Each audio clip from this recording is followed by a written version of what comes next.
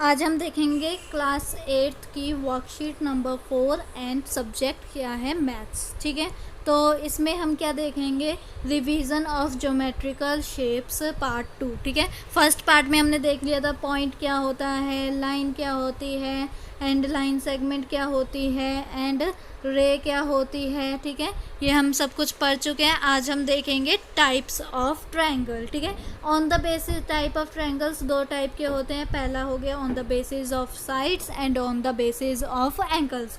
On the basis of side में भी तीन टाइप के होते हैं। फर्स्ट कौन सा हो गया, इक्विलेटरल, जिसकी तीनों की तीनों साइड इक्वल होती हैं। सेकंड क्या हो गया, आइसोसेलेस, जिसकी दो साइड इक्वल होती है और तीसरी साइड अलग होती है। एंड स्केलन हो गया, जिसकी तीनों की तीनों साइड डिफरेंट के मेज़रमेंट की होती हैं। अब आते हैं नेक्स्ट वाले पे कि on the basis of angles. On the basis of angles में क्या होता है, एक्यूट एंगल होता है कि measure of all angles are less than 90 degree की सारे एंगल्स का जो मेजरमेंट होगा वो 90 डिग्री से कम होगा, लेट्स से 60 डिग्री। ठीक है, तो इनका सम भी, तो इंटीरियर का एक ट्रायंगल है उसका इंटीरियर का जो सम होता है वो 180 के इक्वल होता है ना। तो अगर हम 60 करेंगे तो 60 को अगर आप 3 से मल्टीप्लाई करोगे तो 180 ही आएगा। अब आते हैं दूसरे वाले पे, तो right any one angle is measure 90। तो एक जो एंगल होगा वो 90 डिग्री का हो सकता है। ठीक है, राइट एंगल ट्रायंगल हो गया। ऑब्ट्यूस एंगल भी हो सकता है, मतलब कि जो एक एंगल होगा any one angle is obtuse angle हो सकता है। ठीक है, तो हम यहाँ पर क्या देखते हैं, क्वेश्चन देख लेते हैं। नहीं, पहले क्या समझ लेते हैं, एक समरी समझ लेते हैं कि on the basis of side equilateral, isosceles, scalene. Equilateral तीनों साइड इक्वल, आइसोसेलेस दो साइड इक्वल, स्केलन तीनों side different. On the basis of angle acute हो सकता है, सारे के सारे एंगल से एक्यूट हो, या फिर एक्यूट एंड ऑब्ट्यूस हो एक एक। देन उसके बाद right angle triangle means 90 degree का एक एंगल होना चाहिए। Obtuse means right angle, obtuse 90 से बड़ा लेकिन 180 से छोटा एक जो एंगल होगा वो चलेगा।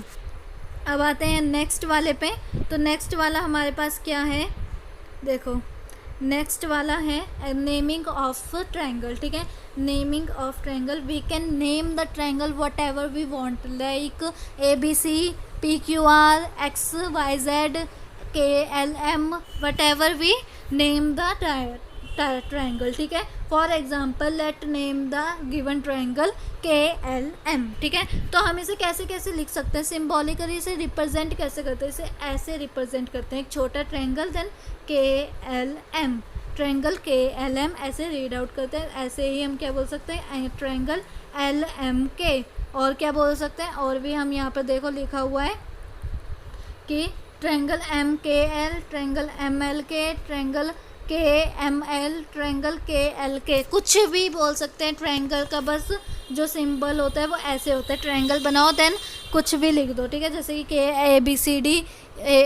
ABC, PQR, XYZ, ऐसे कुछ भी लिख सकते हो। अब यहाँ पे क्या कह रहा है, right the name of the quadrilateral. ये कौन सा क्वाड्रिलेटरल है, इसका नाम लिखना है, तो ये बाद में करते हैं, पहले हम ट्रायंगल्स के कुछ क्वेश्चंस कर लेते हैं। तो यहाँ पर देखो, जस्टिफाई योर आंसर। ठीक है, हमें अपने आंसर्स को जस्टिफाई करना है। Can a triangle have 2 right angles. अगर देखो एक ट्रायंगल के 2 राइट एंगल हो सकते हैं, नहीं ना, हमारा ट्रायंगल राइट एंगल ट्रायंगल ऐसे बनता है कुछ। आप इस फिगर पे भी देख सकते हो और इस फिगर पे भी देख सकते हो।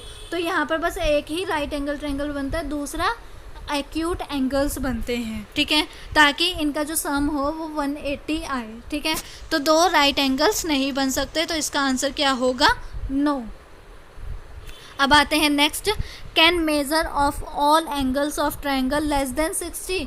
सारे के सारे एंगल्स लेस देन 60 हो सकते हैं, इक्वल टू 60 नहीं बोले हैं, लेस देन 60 बोले हैं। ठीक है, तो लेस देन 60 नहीं हो सकते। क्यों नहीं हो सकते, लेट्स से अगर मैंने एक एंगल मान लिया 40, एक एंगल मान लिया 30, एक एंगल मान लिया 50, ऐड करो 50 + 30 80, 80 + 40 कितना होता है 120। तो 120 का सम थोड़ी ना होता है एक ट्रायंगल का, एक ट्रायंगल कितने के इक्वल होता है, 180 के इक्वल होता है।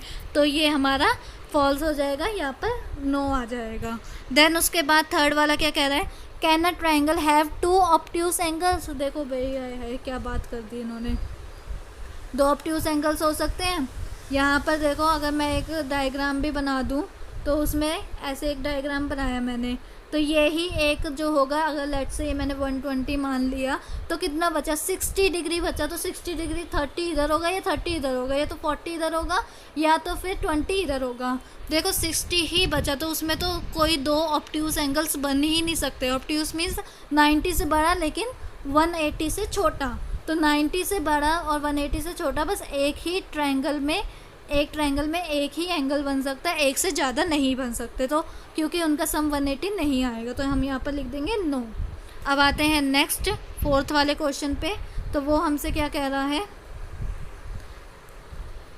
Draw a triangle and show a median also. ठीक है, एक ट्रायंगल ड्रॉ करते हैं। ये ड्रॉ कर लिया मैंने एक ट्रायंगल, और इसका मैं मीडियन बताती हूँ। मीडियन क्या होता है, लेट्स से ये मेरा ए है पॉइंट, ये बी पॉइंट है एंड ये सी पॉइंट है। तो मीडियन ऐसा होता है कि जो मेरी बी सी लाइन सेगमेंट को एकदम मिडल में कट करे। तो लेट्स से मैंने ऐसे कट करा, बी यहाँ पर एम लिख देती हूँ। तो ये जो मेरी बी एम है वो इक्वल होनी चाहिए बी एम सी के। ठीक है, बी एम मेरी इक्वल होनी चाहिए, B M is always equal to M C. इसे ही हम मीडियन कहते हैं। चाहे यहाँ से टेढ़ा होता रहे, ऊपर से जो लाइन आ रही है वो टेढ़ी चलेगी, लेकिन बीसी लाइन सेगमेंट को इक्वल पे कट करनी चाहिए, उसे हम मीडियन कहते हैं। तो ये डायग्राम आप बना सकते हो। अब हमारे पास डिफरेंट शेप्स हो गई हैं एंड ये फिगर्स हो गई हैं, एंड इसकी प्रॉपर्टीज़ पढ़ते हैं एक एक करके। क्वाड्रिलेटरल देख लो आप, ऐसे दिखता है, और इनका सम जो इंटीरियर एंगल्स का सम क्या होता है, 360 के इक्वल आता है। पैरेललोग्राम ऐसे दिखता है, और पेयर ऑफ अपोजिट साइड्स, एक पैरेललोग्राम कैसा होता है बना के दिखाती हूँ।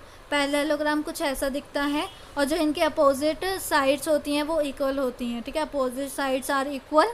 ठीक है, and opposite angles are equal. ठीक है, आई होप आपको ये पता चल रहा होगा जो मैं साइंस बना रही हूँ इनका मतलब क्या होता है। ये एक साइन है तो ये एक साइन है, मतलब ये दोनों इक्वल होंगी। ये 2 बार डंडे हैं, मीन्स ये दोनों साइड इक्वल होंगी। ये एक बार है तो ये भी एक बार ही है, तो ये मीन्स यहाँ पर ये इक्वल होंगी। तो opposite sides are equal and opposite angles are equal. ठीक है, अब आते हैं स्क्वायर पे। तो स्क्वायर का तो आपको सबको पता ही होगा, क्या पता होगा कि स्क्वायर की सारी साइड्स इक्वल होती हैं, और जो एंगल्स होते हैं वो 90 डिग्री के बनते हैं। ठीक है, 90 डिग्री के यहाँ पर एंगल्स बनते हैं चारों तरफ। अब आते हैं रेक्टेंगल पे। तो रेक्टेंगल की प्रॉपर्टी क्या होती है, pair of opposite sides are equal, या पैरेलल कह सकते हैं कि ये इसके इक्वल, ये इसके इक्वल। ठीक है, अपोजिट साइड्स इक्वल होती हैं और 90 डिग्री बनाते हैं। ये 90 डिग्री के एंगल बनाता है यहाँ पर। ठीक है, अब आते हैं क्वेश्चंस पे। तो फर्स्ट क्वेश्चन क्या कह रहा है, ड्रॉ अ काइट। ठीक है, काइट बना लेते हैं हम।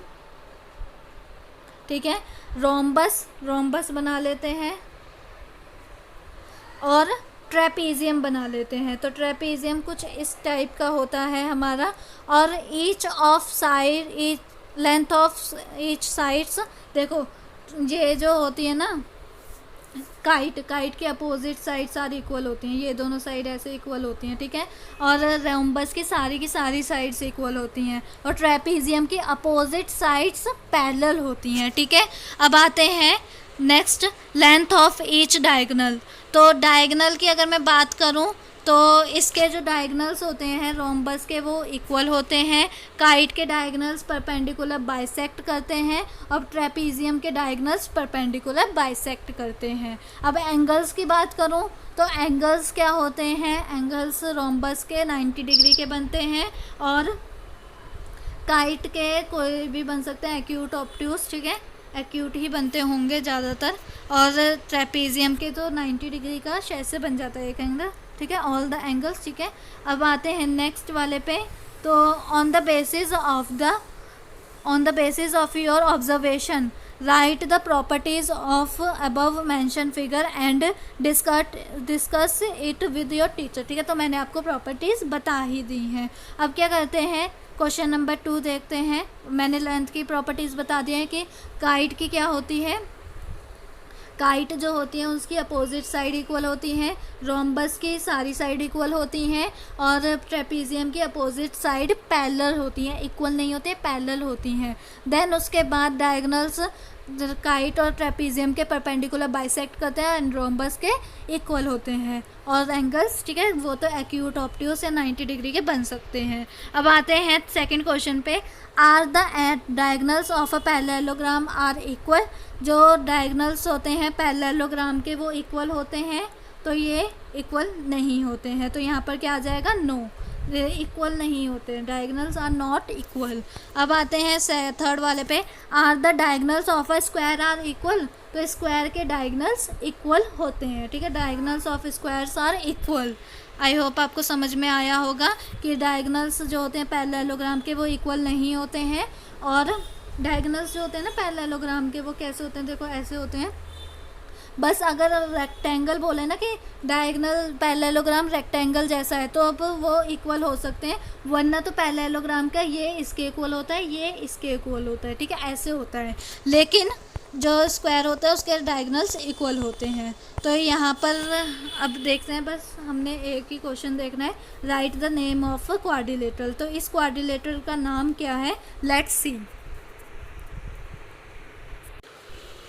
तो इस क्वाड्रिलेटरल का नाम क्या है, ए बी सी डी। तो हम यहाँ पे क्या लिखेंगे, ए बी सी डी। अब क्या करते हैं, इनकी ऑल साइड्स बताते हैं। तो साइड क्या हो जाएंगी हमारे पास, ए बी लाइन सेगमेंट होती हैं, बी सी लाइन सेगमेंट होती है, सी डी लाइन सेगमेंट होती है, and D A line segment होती है, ठीक है। ये हमारी क्या हो गई है, लाइन सेगमेंट्स हो गई हैं। अब आते हैं एंगल्स पे। तो एंगल ए हो जाता है, एंगल बी हो जाता है, एंगल सी हो जाता है, एंड एंगल डी हो जाता है, ठीक है। इनके एंगल्स अगर और भी अच्छे तरीके से लिखना है तो हम कैसे लिख सकते हैं, angle A B C, angle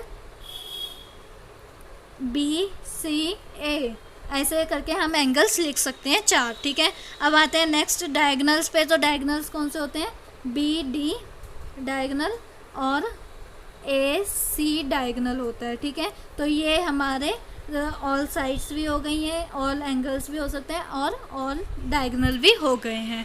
अब देखो ये वाला जो क्वेश्चन है फिफ्थ वाला, ये फिफ्थ वाले में क्या है कि एक ट्रायंगल के कितने वो हो सकते हैं, मीडियन कितने हो सकते हैं। मीडियन का मतलब क्या होता है कि एक लाइन सेगमेंट को वो इक्वल पार्ट्स में डिवाइड करे। लेट्स से ये मेरा ए है, ये मेरा बी है, एंड ये मेरा सी है, ठीक है। ये क्वेश्चन रह गया था, तो ये क्वेश्चन अभी सॉल्व हो रहा है कि एक मीडियन के कितने ट्रायंगल्स हो सकते हैं। तो एक मीडियन के देखो, एक ट्रायंगल एक मीडियन ये होएगा एम, लेट्स से वो कैसे कि बी सी को ये इक्वल पार्ट्स में डिवाइड करेगा।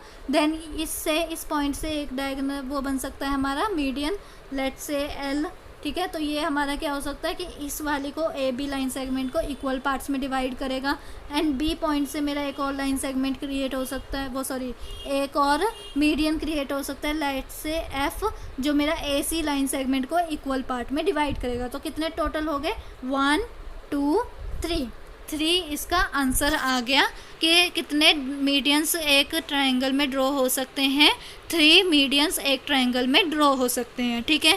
अब मिलते हैं हम अपनी नेक्स्ट वीडियो में। अगर आपको मेरी वीडियो अच्छी लगी और आप चाहते हो कि ऐसी वीडियोस और आती रहें, तो इसे लाइक कीजिए, शेयर कीजिए एंड सब्सक्राइब करिए। Thank you.